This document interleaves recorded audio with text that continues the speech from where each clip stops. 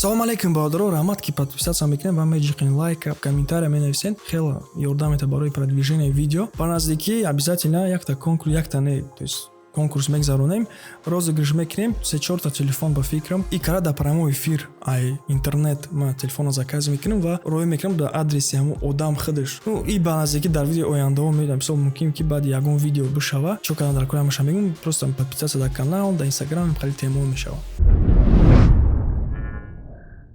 Уже дар бисёр ҷоҳо забони тоҷикӣ, узбекиро дохил кардастан, медонанд ки мо бисёр шудагем дар инҷа, яъне дар Россия ма дар назар дорам ва дар Макдоналдс мисол ҳастай переводчик, то есть забони ба забони тоҷикӣ ту метавонӣ бихарӣ ҳар чизе ки додам мефорота, ва дар метро ҳастай ба забони тоҷикӣ баромад даромад, ва бо дар кассоҳо дар метро одамо мешинанд ки ба забони тоҷикӣ шумода мефурӯшанд картаи метро ёки просто билет. Ну конечно ки дар Москва мешава, барои ки дар Москва бисёрай муҳоҷир бо станцияи метро дар Москва бисёртарай ёки дар Питер, намедонам бинависен кадоме медона. Уже додагиян объявление ки коргар дар кори забони русиву тоҷикиву узбекӣ бидона ва кор кунад кассир дар метро. Олик аз 39,000 рубл сар мешава, суми як квартираи як хонага где-нибудь замкадам дар линияи Бутовский станцияи Лесопарковая. Барои ки ами станция мерафтиян Сахарова ва дар оҷа бо бисёртар муҳоҷиро там ҷамъ мешидан, мерафтиян исӯса меомадиян дар ҳамин линия. Одаме ки дар оҷа кор мекунанд ва бесплатный проезд дайд, пас роҳгирош бепул мешава дар метро ва дар роҳи поис. Хеле плюс барои муҳоҷиро, хотя билета харида ба фикр мебояд кас метавона, картарам харида метавона,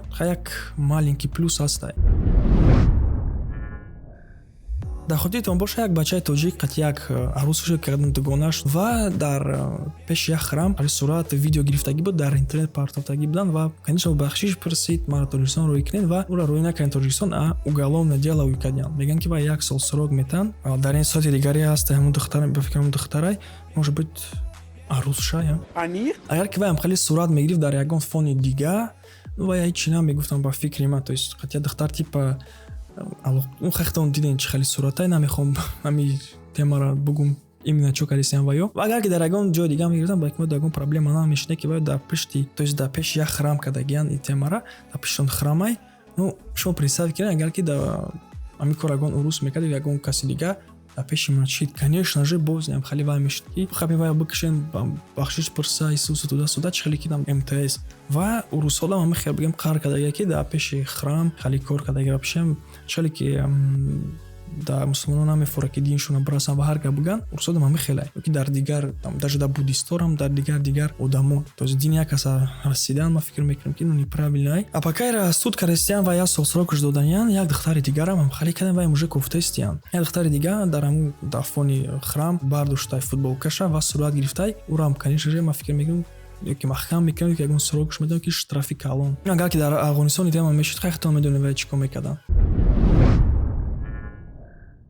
рӯзи 20 пожар шудагӣ буд дар Москва ва дар оҷа муҳоҷиро кор мекарданд. Дар сайтҳои ахбор хабар нависондагие ки 60 нафар муҳоҷирои тоҷик гум кардиянд либос ва дигар чизошона, 17таш документошона ва строительная компания ки дар онҷа кор мекардиянд гуфтанд ки мо ҳамаи документошона восстановид мекунем. Ман фикр мекунам ки дар посольствои Тоҷикистон ливои будагӣ нестанд. Расе гапа гуфтиянд, и шӯхӣ буд, если чо. Коргарои посольства омадиянд барои ёрдамтӣ. Аз тарафи посольства мегӯянд ки пожар аз рӯи техникаи безопасност шуда ва строительная компания гуфта ки мо либос ва дигар чизое ки бояд гум кардагиянд восстановид мекунем метем. Ну хак агар ягон кас аз аму пострадавшиё, аз аму одамое ки дар онҷа будагиянд, агар шумо бошен бинависед дар таги комментария чӣ гап шудагия ки шумо да ёрдам дод ва ёрдам карданд ё ки не, дар ҳамин таги комментария бинависед, хеле хуб мешава. Мисол одамо бо мехонанд, мефаҳманд.